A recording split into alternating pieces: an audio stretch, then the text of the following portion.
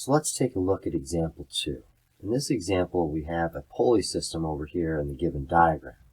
They tell us that in the figure on the left, the cord at A, so we have A where the hand is here, is to be pulled down with a speed of 8 feet per second. So it's going to be pulling down on this here, and they want us to find the speed of block B. Now with any of these pulley systems, what I really like to do is actually go through and see how things would move. Imagine I am pulling down on A. What's going to happen? Well, we can see that this pulley is stationary here. So if we pull down on A, this pulley at C is suspended. So this can rise up as we pull down at A. And if we pull up and this moves up here, if this moves up here at C, then what's going to happen at B here? Well, this pulley attached to B is going to move up as well with C, which means that B is going to move up. So B is going to have a direction going upward, even though A has a direction going downward. So that's kind of how I like to do these problems, is go through, imagine I'm physically moving it, how are all the individual components going to react? So plan of attack for this problem here, again, there are two cords involved in the motion in this example. The position of a point on one cord must be related to the position on the point of the other cord. So that's how we're going to relate these two kind of separate systems here. Even though we got one cord right here that goes all the way through like that, and it's a separate cord from C all the way up to the ceiling here, we're going to relate them this way here. There will be two position equations, one for each of these cords.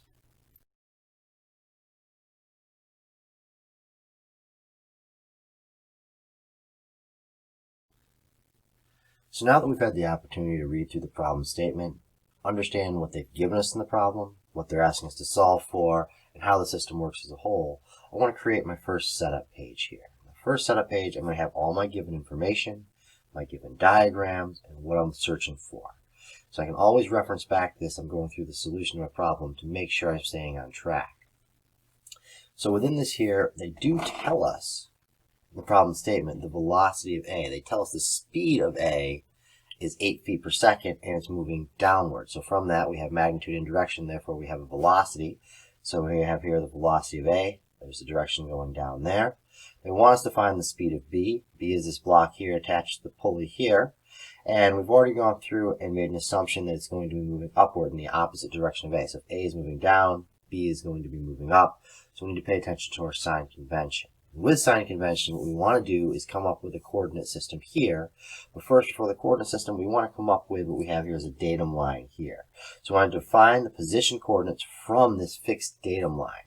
So I chose this line here. This is a typical spot for pulley systems. We want to go through that fixed top pulley there. So that's not moving, so we're going to use this as our reference datum line there.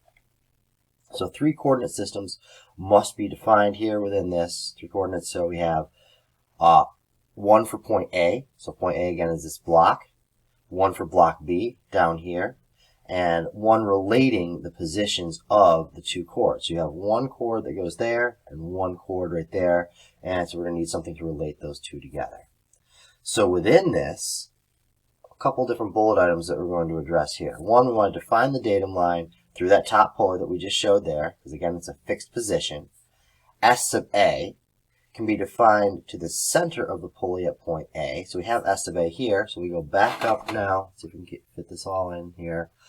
S sub A is this distance from the datum line to this fixed pulley here, so that's our S sub A. S sub B can be defined to the center of the pulley above B, so from our datum line to the center of the pulley above B is our S sub B.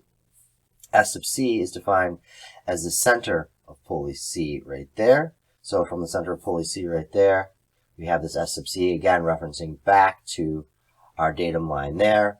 So we also know that all chords are defined as the position down along the direction of motion for each of the objects. So what's that saying is here we're going down, so the direction of motion, they told us in the problem statement, is we're moving A downward. So all of these S sub A, S sub B, and S sub C are defined going down from the datum line in the direction of motion.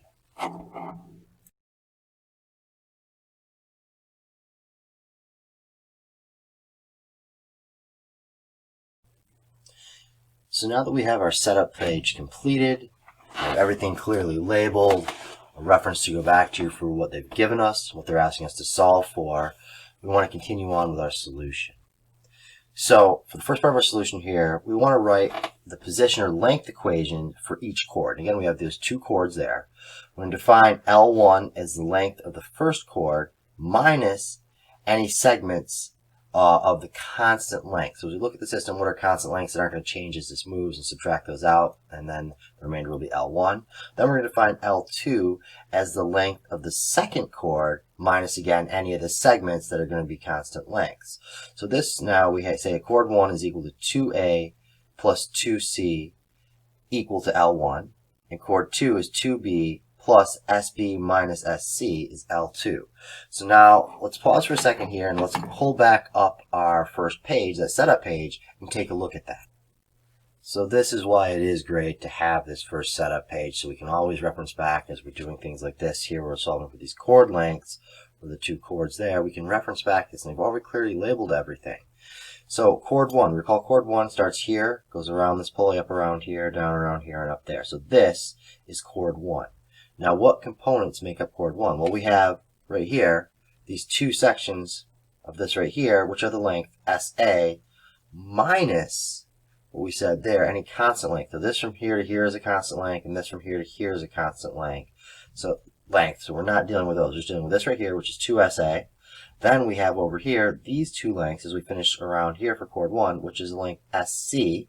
So this from here to here gets added in. So anything around the pulleys and above up here are considered to be the constant lengths we're not going to consider. So the total length of chord 1 minus the constant segments is going to be 2 times SA plus 2 times SC. So why don't we now take a look at chord 2 and do the same thing here with chord 2. So chord 2, remember, starts at the pulley C, goes down around pulley down here where B is, and back up to the top there. We want to take a look at what is comprised of this here. Well, we have this length here, and we have this length here. So this gets a little bit tricky because we have this length here is S sub C, and this total length here is S sub B. So S sub B minus S sub C gives us this short length here. So that's what this right here is, SB minus SC, is this length right here to here, where this total length right here is just our S sub B. So we have S sub B plus this length here of S sub B minus S sub C, and that's our length of chord 2.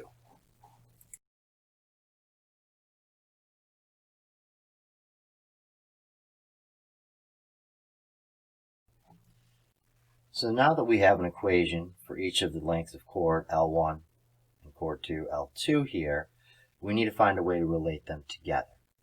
So what relates these two together? Well, if we look at the only common factor in between these two equations for chord 1 and chord 2 is this S sub C.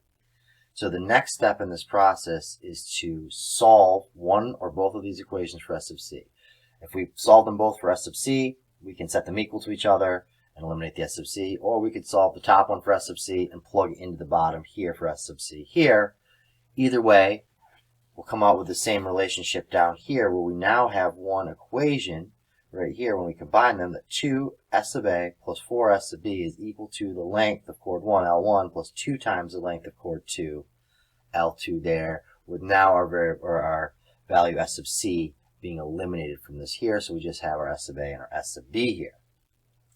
So with this equation, what we want to do, if we recall back to our first page again, because we get this far and like, okay, what am I really solving for? What did the problem ask for?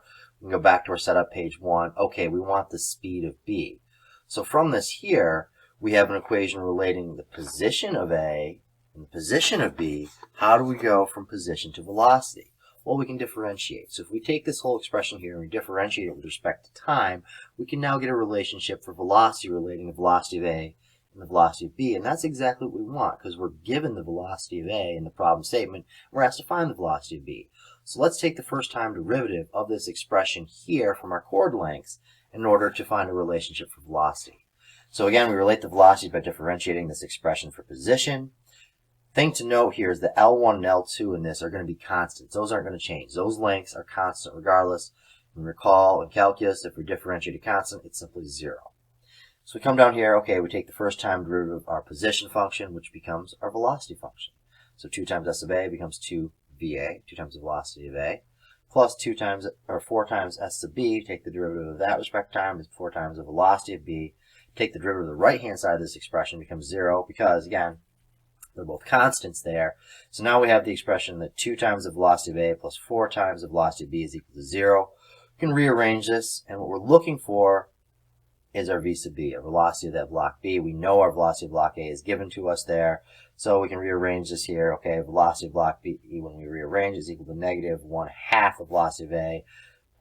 Plug in our value for velocity of A is given to us as 8 feet per second. Plug that in, negative 0.5 feet per second. So the velocity of B is negative 4 feet per second. This is what they asked us to solve for.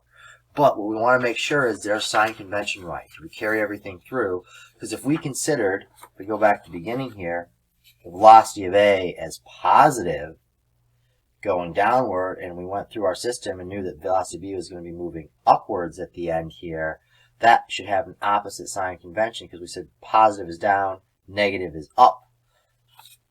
And that is the case. Negative 4 feet per second, so we know that the direction is right. It's a great double check. And that's our final answer for this problem.